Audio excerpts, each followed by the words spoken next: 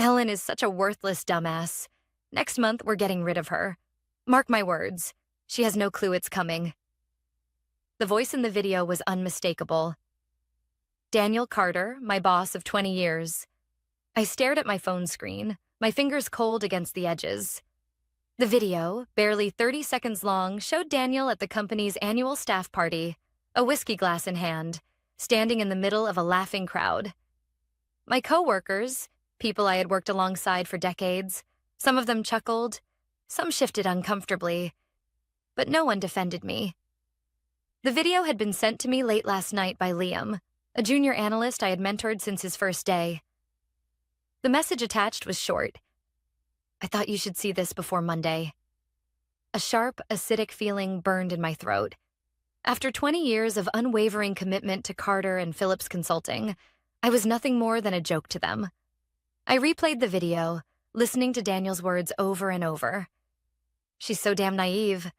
Thinks she's irreplaceable. Watch this. Next month, we'll have a fresh face in her seat, and she won't even see it coming. I had given this company everything. Long nights, missed birthdays, weekends spent polishing reports to make Daniel look good in front of clients. I had covered for his mistakes, smoothed over his public blunders, even defended him when others whispered about his incompetence. And in return, a betrayal so deep it left me breathless. I didn't sleep that night. Instead, I lay awake, staring at the ceiling, my mind racing between rage, humiliation, and something else. Something colder. Determination. At exactly 7:55 a.m., I walked into the office, same as always. My heartbeat was steady. My face? Composed. If Daniel thought I was naive, if he truly believed I would blindly walk into my own execution, he was about to learn exactly how wrong he was. The office buzzed with its usual Monday morning energy. Phones ringing, keyboards clicking, the smell of burnt coffee filling the air. Daniel's office door was wide open. He was leaned back in his chair, laughing with Mark, the CFO. I paused in the doorway. Act normal. Morning, Daniel, I said with a polite smile. His eyes flicked to me, a hint of something in them. Hesitation? Guilt? No, arrogance. He grinned as if nothing had happened. Ellen, good weekend? I nodded. Great weekend, feeling refreshed for another productive month. He smirked. That's what I like to hear. I bet it is. I turned and walked to my desk. And so the game began. Playing the long game for the next 4 weeks, I played the role of the perfect employee. I smiled in meetings. I offered solutions. I took on extra work. I stayed late, just like always. But beneath that, I was quietly collecting everything I needed. Emails, contracts, financial reports, things most people wouldn't think twice about. I thought twice about everything. And more importantly, I made sure someone else did too. I reached out to old clients, the ones who had stayed loyal to me, not Daniel. I dropped subtle hints about considering new opportunities and was met with immediate interest. I reached out to a corporate attorney, laying out the groundwork for something that would hit Daniel where it hurt the most, his wallet and his reputation. And most importantly, I reached out to a competitor, a firm that had been circling Carter and Phillips for months, looking for a way to poach their best talent. I wasn't just leaving. I was taking everything he took for granted with me. The morning of my final day, I arrived early. Daniel hadn't told me yet. He thought he'd catch me off guard, call me into his office with HR, give me some empty speech about restructuring and budget constraints. He had no idea I already knew. He had no idea I was 3 steps ahead. And by the end of the day, he would finally realize who the real fool was. I watched Daniel from across the office, a polite smile on my face, masking the storm brewing underneath. He was so confident, so sure of himself, laughing with Mark like nothing was coming. He thought he had won. But today, I wasn't just going to be fired. I was going to make sure this was the day everything started to fall apart for him. The day passed as usual. Emails, meetings, reports, as if everything was normal. But I felt it. That subtle shift in the air, people were watching me, whispers behind glass doors, quick glances when they thought I wasn't looking. I kept my posture relaxed, moving through the day as if I had no idea what was coming. If they expected tears, desperation, pleading, they were going to be deeply disappointed. At precisely 3 p.m., I saw Denise from HR walk into Daniel's office, her face carefully neutral. She didn't make eye contact with me. A few minutes later, my phone lit up. "Daniel Carter, please come to my office at 3:30. There it was. I exhaled slowly, then stood, smoothing down my blouse. It was showtime. I knocked on the door, stepping inside with a polite smile. Denise sat across from Daniel, her company-issued folder neatly placed in front of her. Standard HR protocol. I had seen this play out before, just never as the one on the receiving end. Daniel put on his best fake sympathetic face. "Ellen, please have a seat." I did. "We appreciate your dedication to the company over the last 20 years. He began, his voice measured, like he was reading from a script. "But as you know, the industry is evolving, and we've had to make some difficult decisions regarding staffing." I nodded as if this were brand new information. "We've decided to restructure your role, and unfortunately, your position is being phased out," Daniel continued. "We want to ensure a smooth transition, so we're offering you a generous severance package." Denise slid the folder across the table. I didn't touch it. I could see relief flash across Daniel's face. He had expected a reaction. He had expected anger, pleading, confusion. Instead, I just smiled. "I understand," I said, my voice calm. A flicker of hesitation crossed his face. This was too easy for him. Too clean. He cleared his throat. "We'll need your company laptop and access badge before the end of the day. And of course, we ask that you sign a non-disclosure agreement regarding company operations." Of course. They wanted to make sure I left quietly. Still, I stayed quiet. Watching. Waiting. Then Daniel leaned forward slightly, his voice dropping. "I know this must be difficult," he said, pretending to care. "But you're talented, Ellen. I'm sure you'll land on your feet." "Oh, I know I will." I tilted my head slightly. "Just to clarify, this decision is final?" Daniel blinked, slightly caught off guard. "Yes, of course." "Perfect," I said. "I'll start wrapping up my work." Daniel nodded, clearly eager to get this over with. "We appreciate your professionalism." I stood, picking up the folder and flashing them both a pleasant smile. And as I walked out of the office, I felt the weight of 20 years lift off my shoulders. Because now, I was free to burn everything to the ground. I spent the rest of the afternoon doing exactly what they expected. Packing up my things, smiling at coworkers, saying polite goodbyes, just another employee leaving. But behind the scenes, I was pulling the last strings of my plan. Before logging off for the final time, I archived every email, every project file, every client contract I had access to. All perfectly legal, since I was still an employee until the end of the day. Then I sent one last email, not to Daniel, but to his biggest client, the one that made up 40% of our company's revenue. It was short. Professional. "Hi, Richard. I wanted to thank you for your partnership over the years. Given my upcoming departure from Carter and Phillips, I wanted to let you know I'll be available for consulting in the near future. Would love to discuss how I can continue assisting your company. Let me know if you'd like to set up a call." I hit send. That email alone? More dangerous than any lawsuit. At exactly 5 p.m., I walked out of the building for the last time. I didn't look back, because Daniel had no idea what was coming next. The morning after my departure, I woke up to the sound of my phone buzzing. I checked the screen. Unknown number. I already knew who it was. Letting the call ring out, I leaned back against my pillows, a slow smile forming. Daniel was about to realize exactly how bad his mistake had been. I had expected at least a few days before the fallout started, but it seemed Daniel's arrogance had accelerated the process. By 10 a.m., I had 3 missed calls from Carter and Phillips, and by noon, a text from Liam. Liam. "Ellen, whatever you did, The office is in full meltdown mode. Richard Miller just pulled out of his contract. Daniel is losing it. I laughed out loud. Richard Miller, the CEO of our biggest client, the one I had sent that polite little email to on my last day, had clearly seen the writing on the wall. No Ellen, no stability, no reason to stay. Daniel had taken me for granted for 20 years. He thought I was replaceable. But the truth was, I had been the glue holding everything together.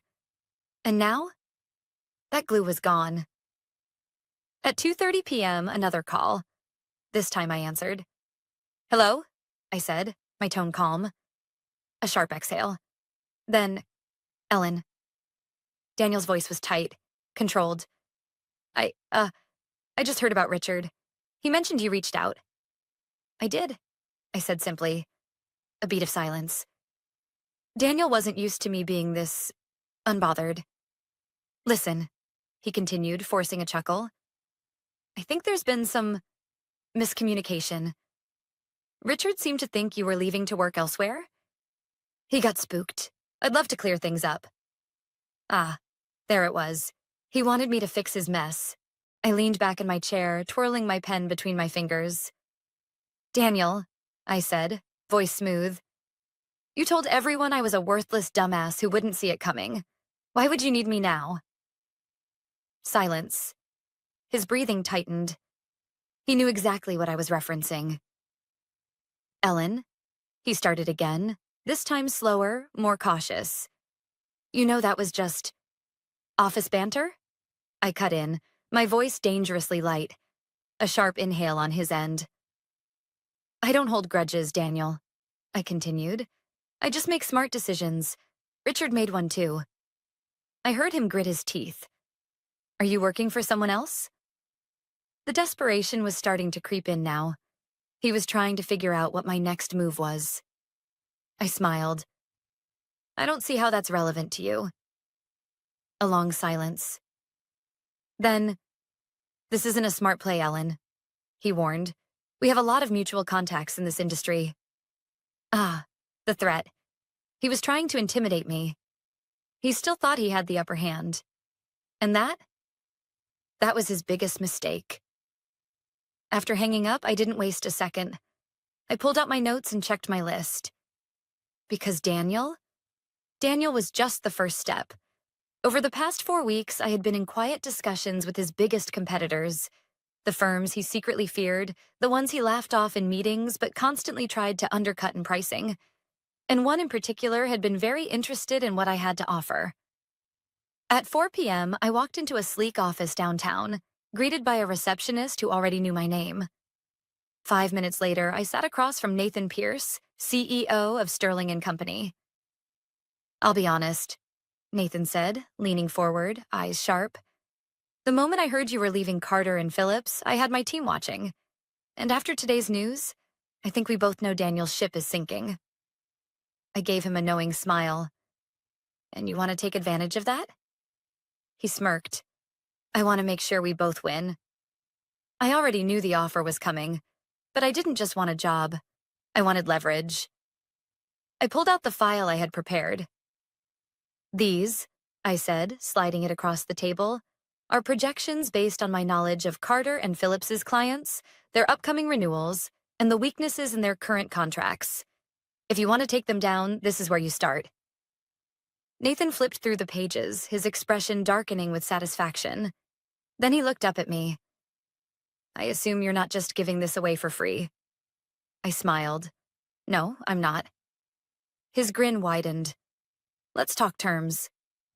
By the time I left the office, the deal was sealed. I wasn't just joining Sterling and Company. I was bringing Carter and Phillips clients with me. By next week, Daniel wouldn't just be losing contracts. He'd be bleeding out. And the best part? He still had no idea. Daniel was about to realize what true panic felt like. By Monday morning, the first wave hit. The moment Carter and Phillips opened their doors, their inboxes were flooded with termination notices. 3 major clients, ones I had personally managed for years, had decided to jump ship. Sterling and Company had moved fast, faster than Daniel could have anticipated. And I? I was watching it all unfold from the other side of the battlefield. At 8:15 a.m., Liam's text came through. Holy shit, Ellen. Daniel just stormed into the main office. He looks like he hasn't slept. I swear he's about to combust. I smirked. Good. Daniel had been so sure of himself, so convinced that I was just another disposable employee. But today he was realizing that losing me wasn't just an inconvenience. It was a catastrophe. By 9 a.m., the cracks were turning into full-blown fractures. Mark, the CFO, had shut himself in his office, desperately crunching numbers to figure out how much damage had been done. Legal was scrambling to review contracts, trying to find a loophole that could keep the fleeing clients locked in. And Daniel? Daniel was making calls to every executive contact he had, trying to convince them to stay. But it was already too late. The whispers were spreading. Clients were starting to realize just how unstable Carter and Phillips had become. And the worst part? Daniel had no idea who to blame. At noon, my phone rang. Unknown number. I answered. Ellen?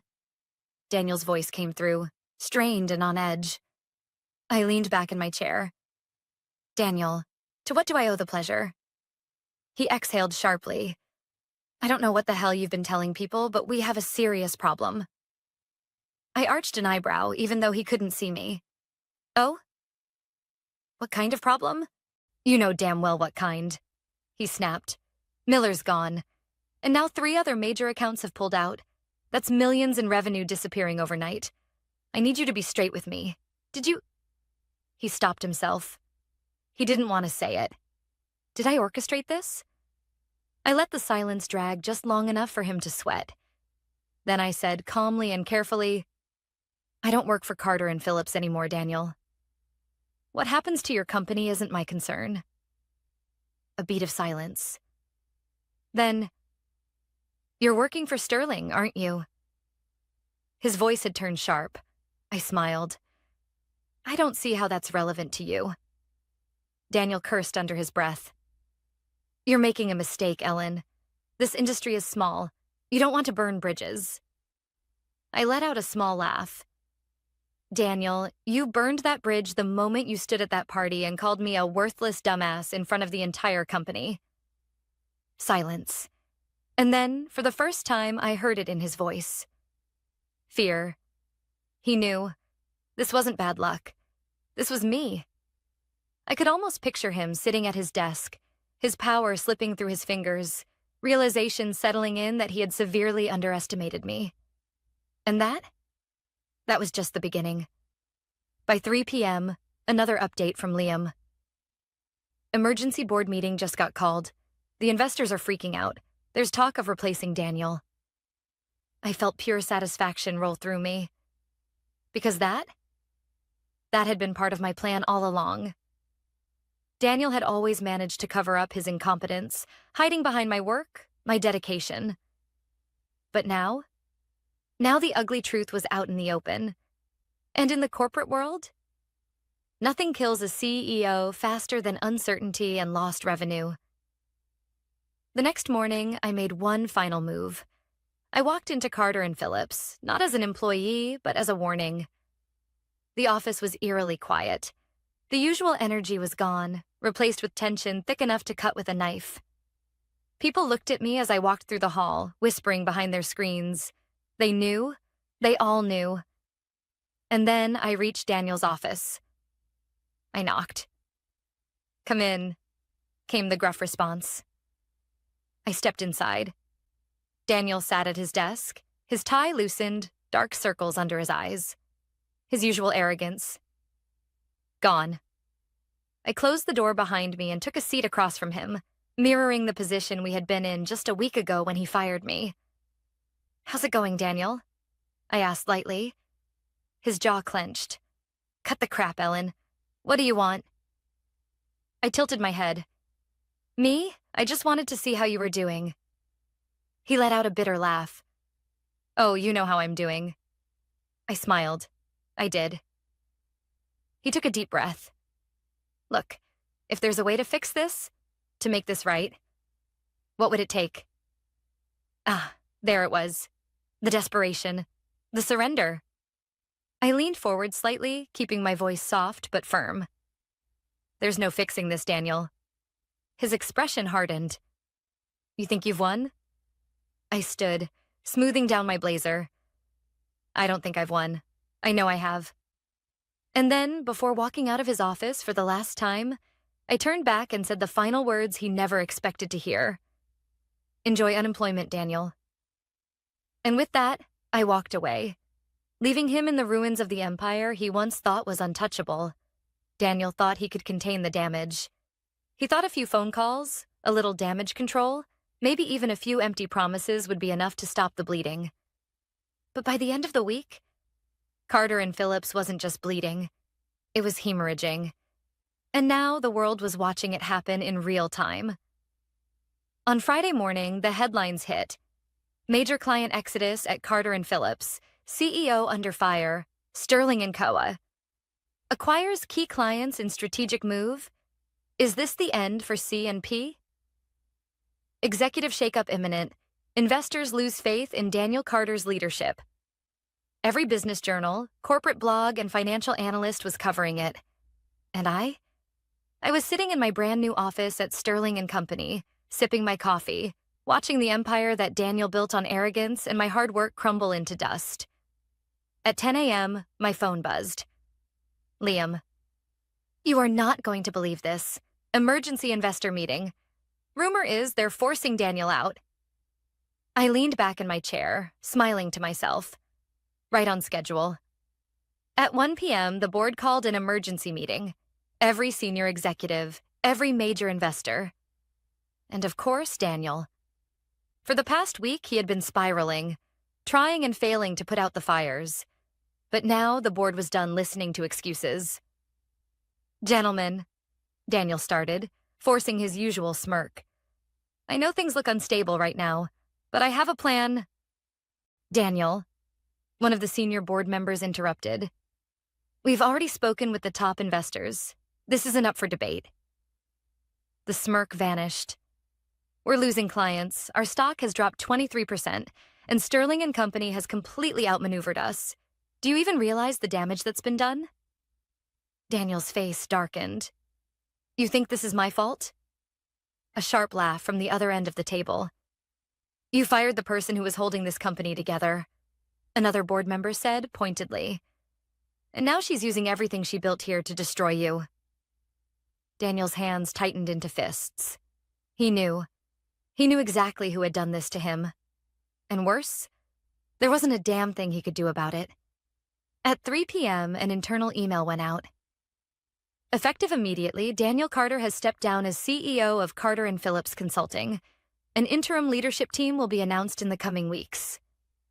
I read it twice just to let the moment sink in. Daniel Carter, outside fired, publicly humiliated.